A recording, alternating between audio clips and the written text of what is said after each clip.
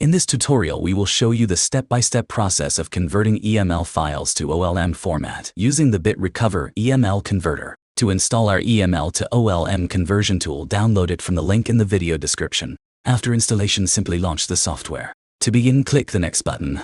This tool provides users with Select File or Select Folder options. Users can choose either one of the available options.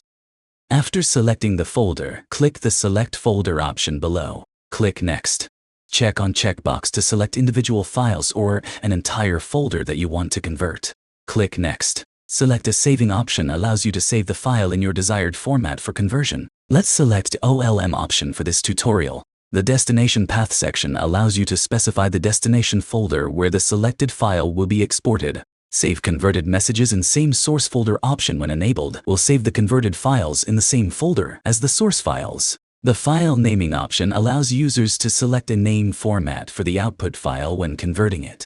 Go to Filter Options to take a look at the advanced filter options of our tool. These filter options should be applied before starting the conversion, so you can export only the required data based on date range, from, to, subject, exclude folders, and other criteria. Optimization settings are designed to improve the speed and efficiency of the conversion or migration process. Now go back to the saving options.